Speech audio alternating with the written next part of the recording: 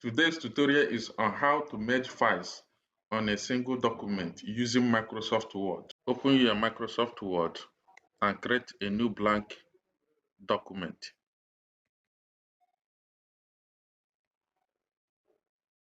Go to Insert tab, click on Object, click on Text from File. Choose the document from the location where it was saved and select them accordingly. I saved mine on desktop. You select number 1, place your hand on Control button, 3, 4, and click Insert. The document has been arranged. If you